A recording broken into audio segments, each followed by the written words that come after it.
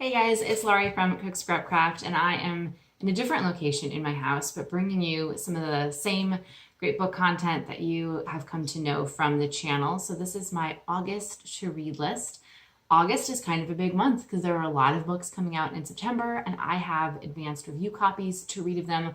They're all on my Kindle, so I have nothing to hold up and show you for them, and there are a lot of them, so this might not be the most visually appealing video, but I will start off with two library books that I picked up from the curbside pickup at my local library, and you might have seen me talk about these books before in a previous video. I'll try to have that linked below as well so you can find out what other books I am most excited to be reading.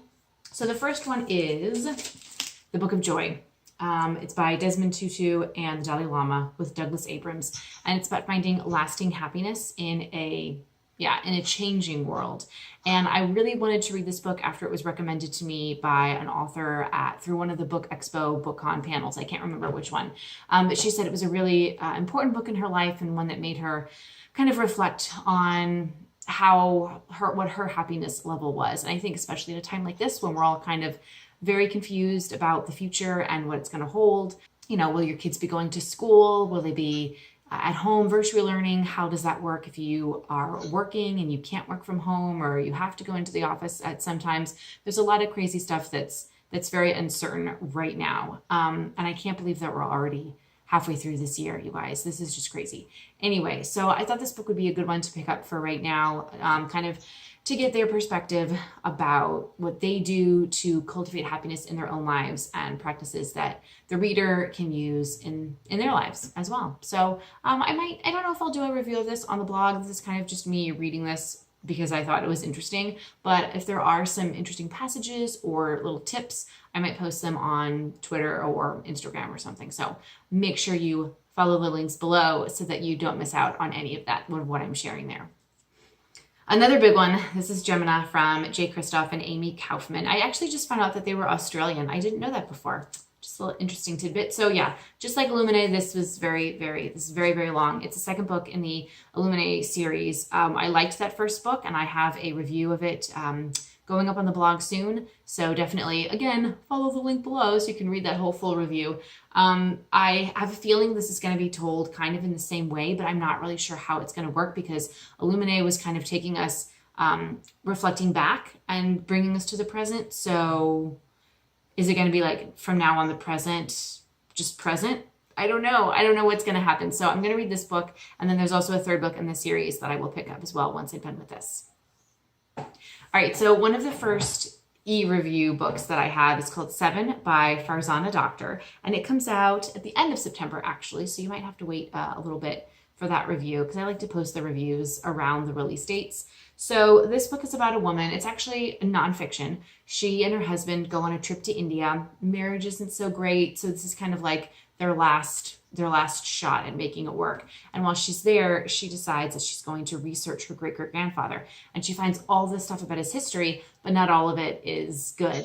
So this was pitched to me, I think, at the Reading Group Guides speed dating book thing during Book Expo. And I just thought the whole premise sounded really interesting about when you're researching, especially for me, because I love going onto Ancestry.com and learning about my ancestors. So the idea that this woman is kind of discovering all these things about one of her ancestors, one of her relatives, and she had no idea about any of it. So I can't wait to find out what exactly she is discovering and what happens with her and her husband as well.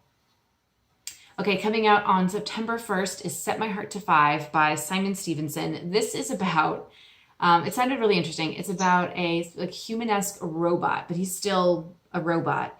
And he spends a night watching old movies on TV and starts to have feelings. And so he follows those feelings and kind of defies his programming and goes on this quest. There's somebody who's trying to destroy him. I think there's a love interest for him as well. So I just thought the whole thing sounded really kind of quirky and cool.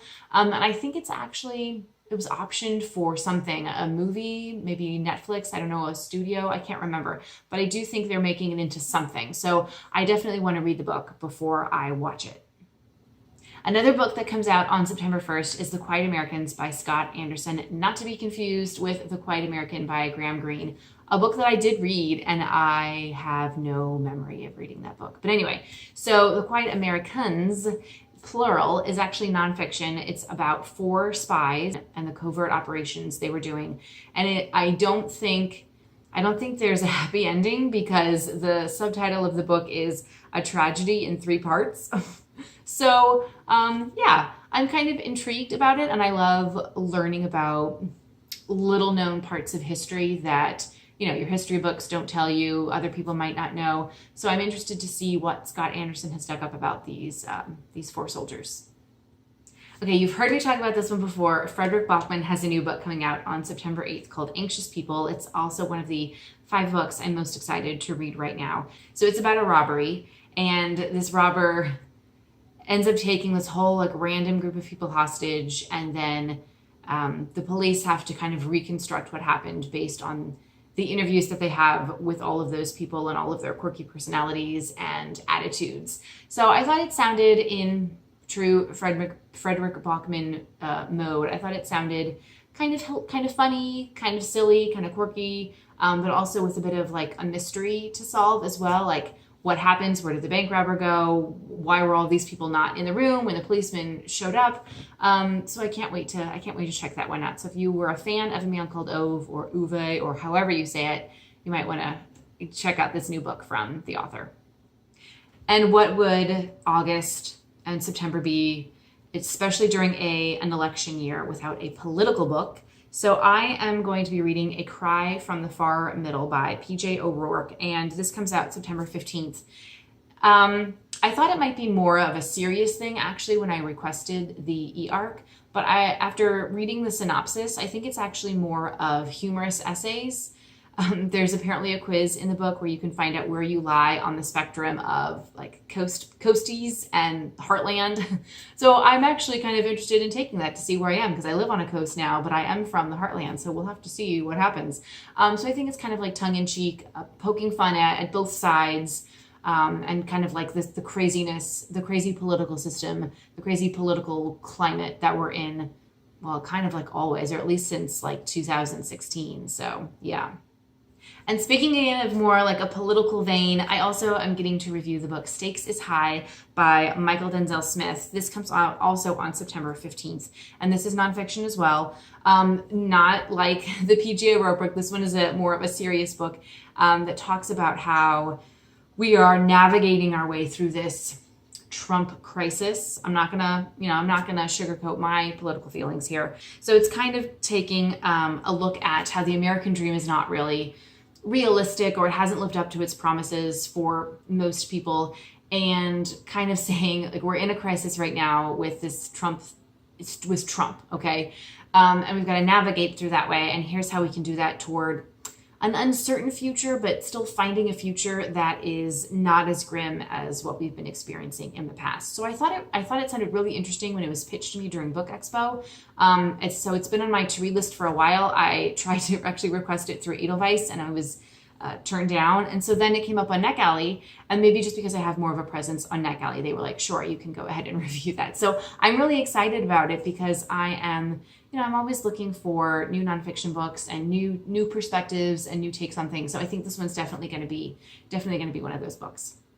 So I have 8 books to read for the month of August, and I hope I can get through them all. I read all my July books, so I actually got started reading some August books at the end of July, which was kind of nice. So I'm feeling optimistic about getting through all these books, especially because I want to do all the review books and have reviews up for them in time for you guys to read the reviews and decide whether or not these are books that you guys want to put on your to-read list. So let me know in the comments what you guys are reading, which one of these 8 books you think I should start with, you think sounds the most interesting that you would like to read, and I'll see you guys next time. Happy reading. Bye!